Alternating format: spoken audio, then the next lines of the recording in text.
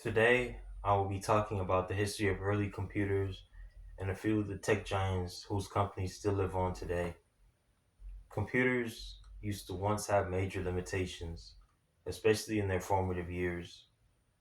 Today, as we all know, computers are everywhere, including cellular phones, which have also seen major technological changes for the better. Cell phones used to only be able to make phone calls, purchase ringtones, and buy mediocre games before they saw more gradual upgrades and improvements, including touchscreens, app stores, video calls, and so much more. In this speech, I will be talking about early computers.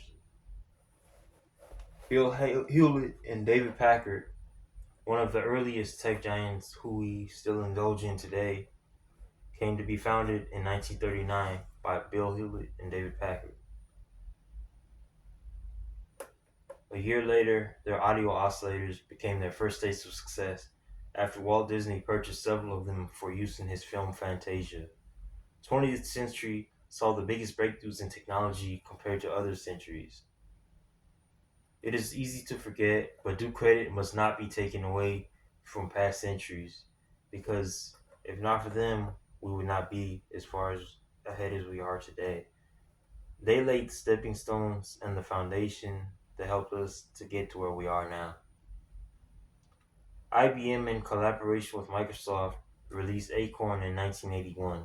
This computer included many features and was very expensive, ranging close to $2,000. Steve Jobs, in collaboration with Steve Wozniak, became the co-founders of Apple, releasing their first computer, Apple I, in 1976. Jobs named the computer model Lisa 1 Apple Lisa after his daughter. It was the first computer with a GUI feature. Macintosh was released in 1984 with the price ranging close to $3,000.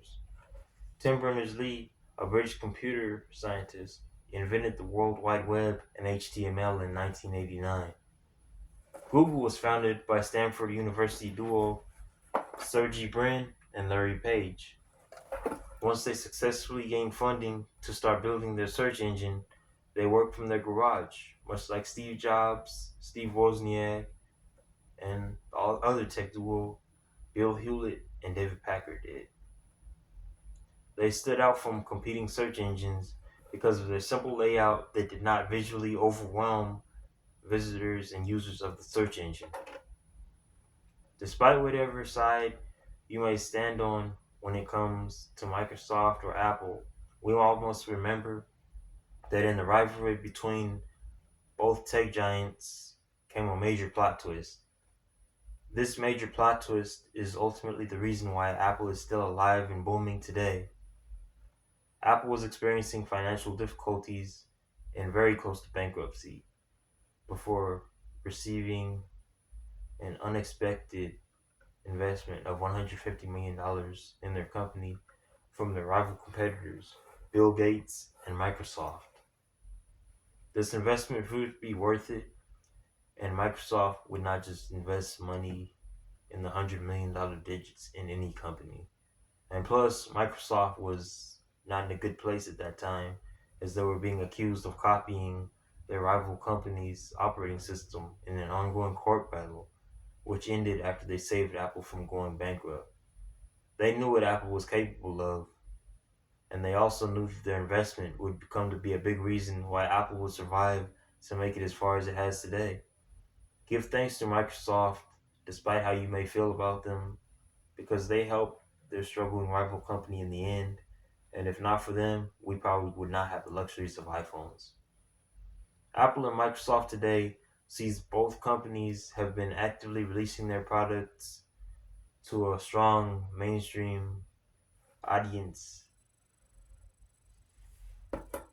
that we all purchase today. We all purchase it today.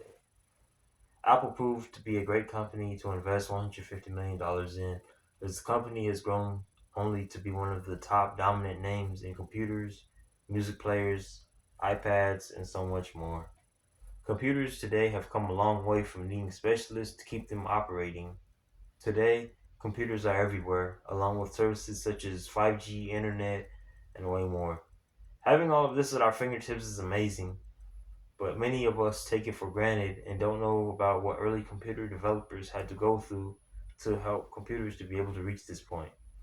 Today, I discuss some of the early tech companies and